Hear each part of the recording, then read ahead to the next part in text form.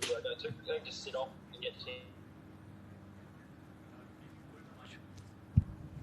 Hello. Hi, good afternoon, everyone. Welcome to the pre-match media conference. We have Aaron Finch. Just a quick ground rules. I request everyone to please be on mute. And whoever wants to ask questions, I'll request you to please raise your hands. And we'll moderate.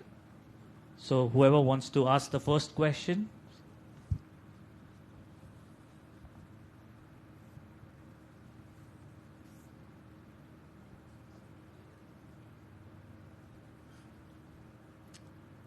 Thanks all. We'll kick off with Ben Horn. Thanks, Cole. Hey, Aaron, I was just wondering if you have settled on a team for tomorrow night. Yeah, we have, mate. Yep. I'm not going to release it, though.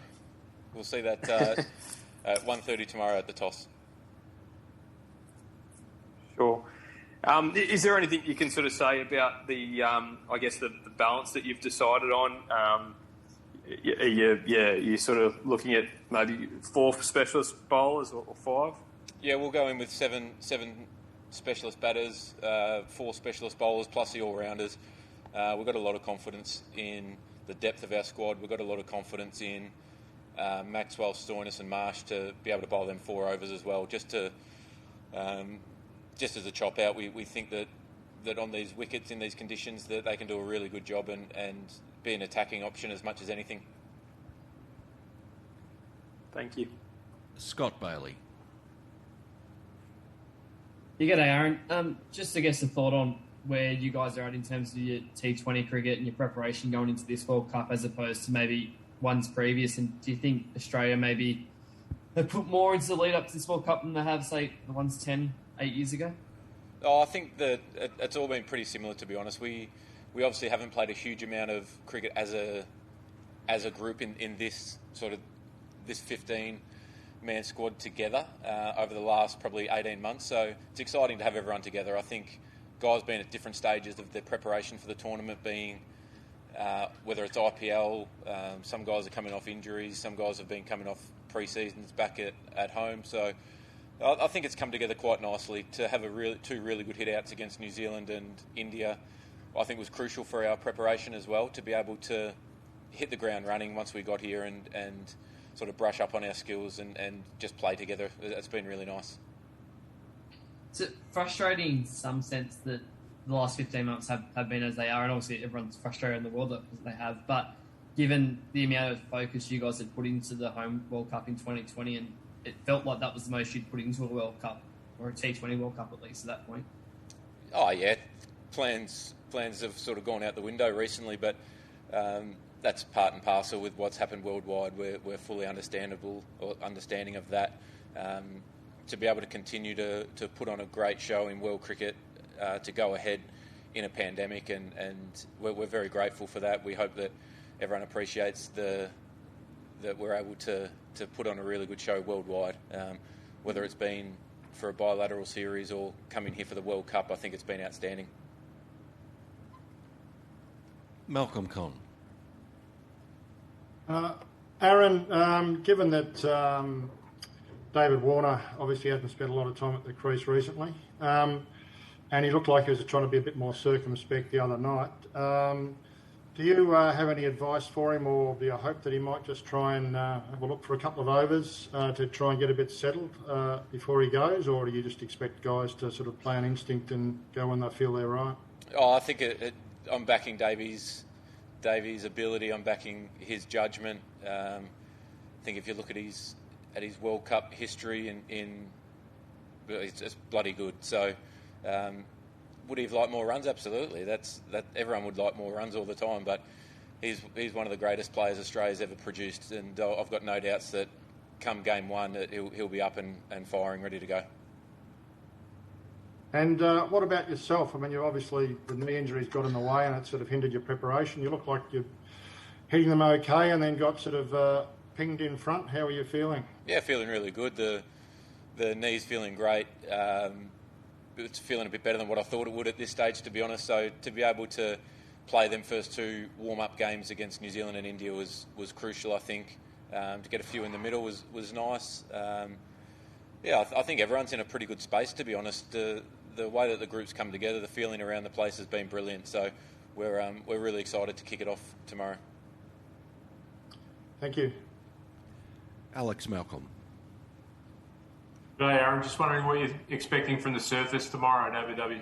We haven't actually seen it yet. We've been training outside on the outside ground, so that's not something that we've seen. We're training straight after this, so we'll get out there and have a look at that surface. We expect it to play pretty good. It always does here. I know they're different wickets to what the IPL played on. Playing a day game, it should be probably on the touch slow side, but that's to be expected. It's a great surface. The outfield here is great. It's a beautiful place to play, actually. Just following on from that, particularly in day games, how important is it to make the most of the power play with the bat?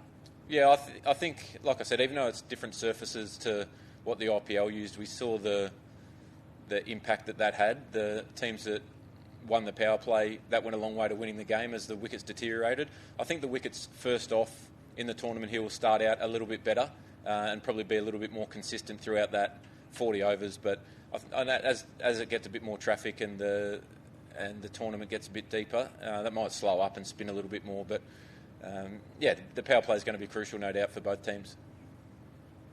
Thanks, Aaron. Barat. Thanks, Cole. Hey, Aaron, just on that, can you go into these matches, just seeing the conditions and how they're playing, with the total in mind, say, let's look for 160 rather than start off looking for 200, or do you actually just gauge what you get once you get in there?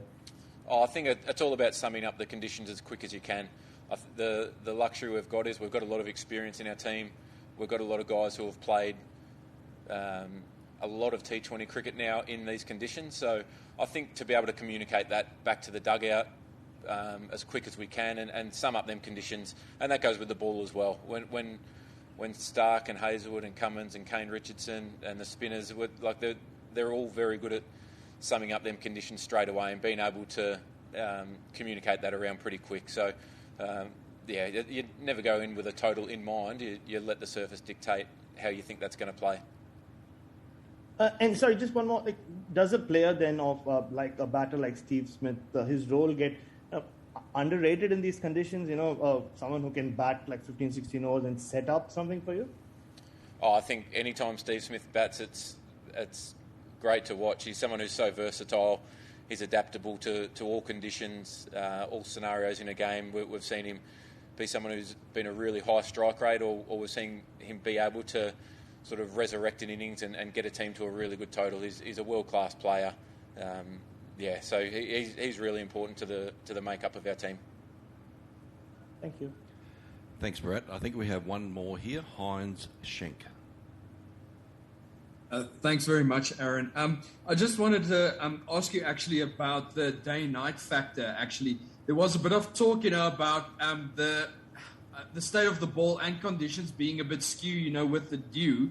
Although it does seem that the results between batting first and batting second have equalized a bit. But in general, are you guys sort of like privately, if I can state it like that, happy that you guys are playing a day game, such a big opening game in day conditions, and sort of like taking the dew factor and the toss out?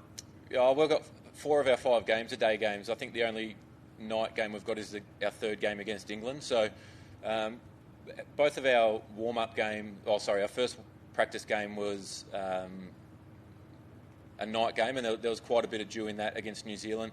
It come down quite heavy towards the back end of the innings. So it'll play a factor in the tournament, no doubt. I think as the conditions cool down slightly in the coming month or so, it'll probably become heavier and heavier dew. So then the toss does become really important. But what we've seen in T20 cricket is even when there is dew, the power play is so important, and regardless of how dewy it does get, if you can control that part of the game, and it just goes a huge distance to winning the match. So at some point it will play a big part, but I think most guys these days have played a lot of cricket in the subcontinent where the dew is a lot more of an issue than it is in Australia or England, South Africa.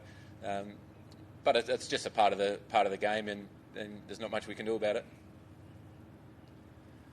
Thanks, Hines, and thanks, Finchy. Looks like that's all the questions we have for today, guys. So we'll catch up with all of you guys after the game tomorrow night. Thank you. Cheers. Thanks, Thank Finchy. you. Thanks, Carl. You.